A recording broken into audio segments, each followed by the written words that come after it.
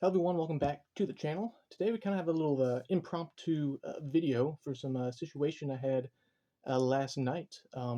As you can probably imagine, being in Alabama during kind of the spring-ish kind of months, do have some severe weather that kind of comes through our way at least a couple times in the year. And last night we had some potential dangerous storms and tornadoes kind of roll through the area. Thankfully, everything here was okay. We kind of got lucky in terms of things just going north of us and then things just keeping south of us. So thankfully everything went well for my neck of the woods, I guess you can say.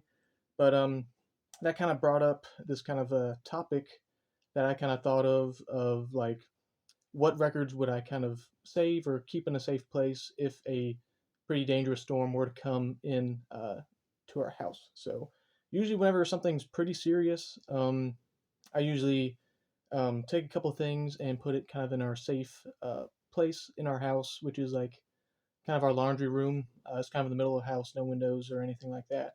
And I usually take some of kind of my more prized possession type records and or kind of sentimental records to me, kind of gather them up and put them in there. So I just kind of wanted to go through what records I take in there. So to starters, these are going to just be all the 45s I would take.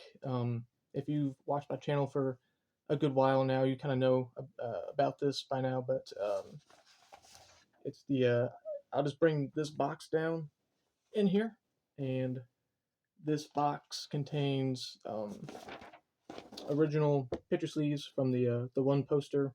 I recreated this poster over 4 or 5, or really probably about 4 to 6 years, and there's just picture sleeves from all around the country. I really enjoy collecting 45 picture sleeves, especially ones from outside our country because they always have really cool sleeves and pictures that I like.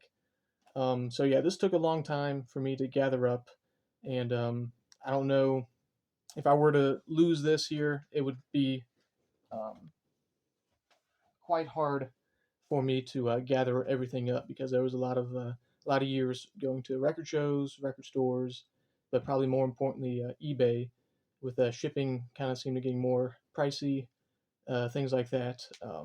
Yeah, it definitely would have been a lot more hard and expensive to get all those. So those would be all the 45s I would take with me there. Just I kind of made that custom box set, so kind of all fit um, pretty nice in there. It doesn't take too much room.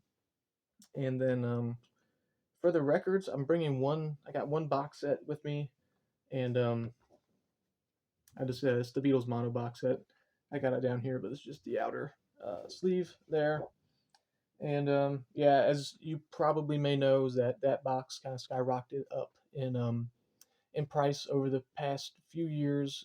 I originally got it when it came out as kind of my first kind of big birthday present, to where the parents helped out pay for half, and then I paid for the other half.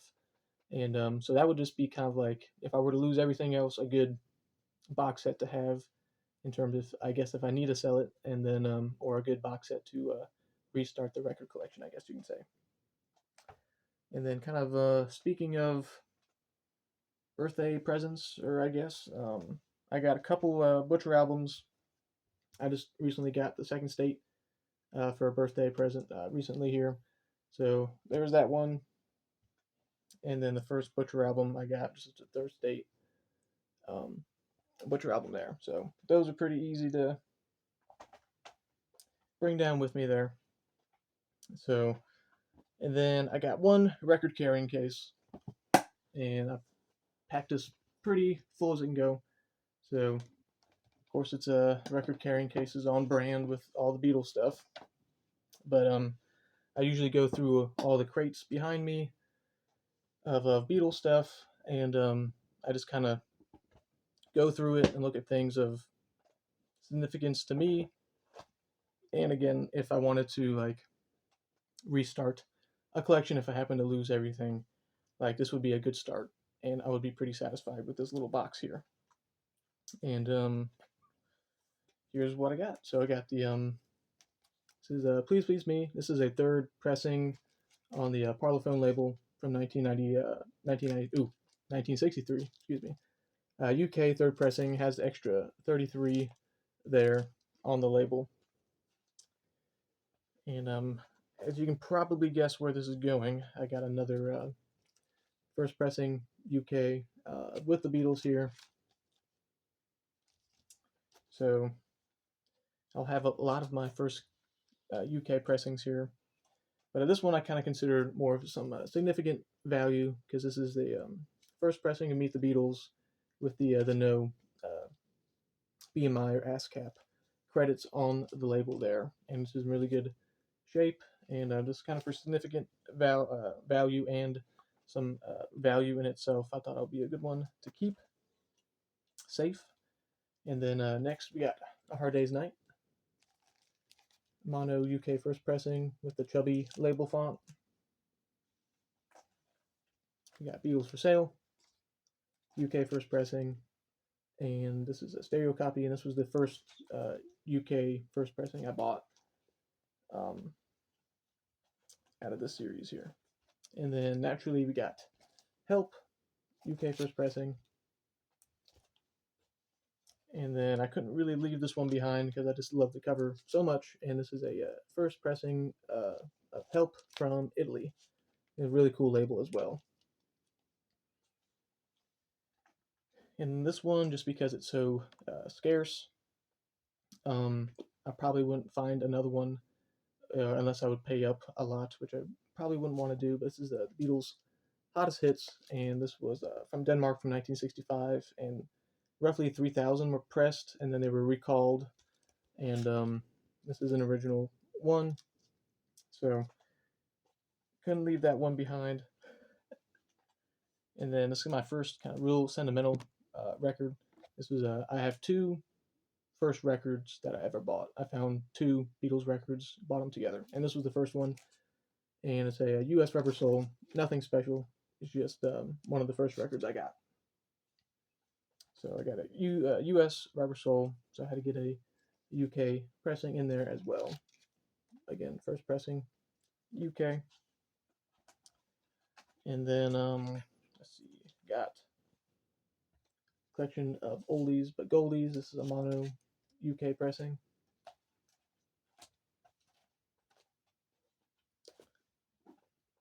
And after that one, we got Revolver, and this is the first pressing with the withdrawn mix of Tomorrow Never Knows.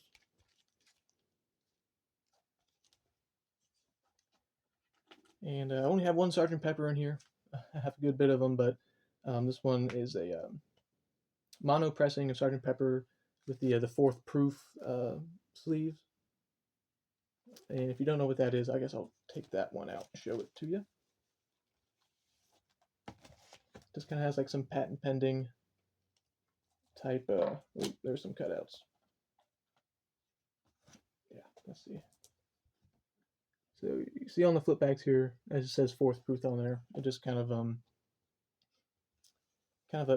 patent pending kind of thing that kind of got out into circulation.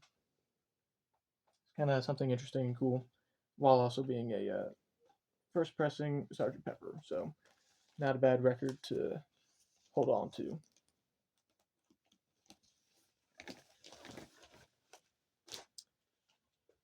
And then after Sergeant Pepper, gotta have one of the best sounding versions of Magical Mystery Tour, and this is the German version from 1973 with the true stereo mix on here. And I have three white albums here. This is a stereo, first pressing, UK, super clean copy there. Probably the best condition UK album I have. And then this is a UK first pressing mono version. So I have a stereo mono there. And then more recently found, and this is the Lost Harrison mix, US pressing. I have a video on that. And then I got a first pressing of Yellow Submarine, UK.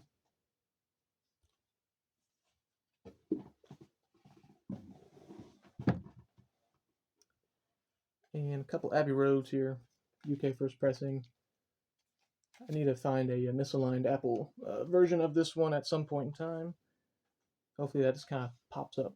You don't have to look for it. And then this is the other first record I bought. So this is the faded U.S. pressing of Abbey Road. So there's the two sentimental ones in there. Right. Next up we got Let It Be, UK first pressing. I do have the outer box to this, but it's not complete. I would need to find a book with it, the Get Back book. So I kind of found the sleeve separately for like $5. So if I can find the innards of the tray and stuff like that with a book, then I can kind of makeshift make my own box. Next up, we got Hey Jude, and this is also a UK first pressing with all the misprints of on the label, like revolutions and paperback writer in 3 words and all that kind of stuff. And then for some compilations here, I got a first UK pressings of the Red and Blue album, just for their sound quality. I heard that the best sounding pressing.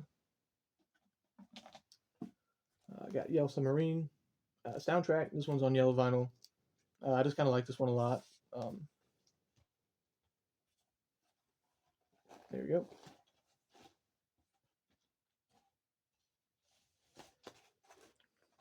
And lastly, I got Let It Be. Just picked this one up not too long ago. Very hard to find.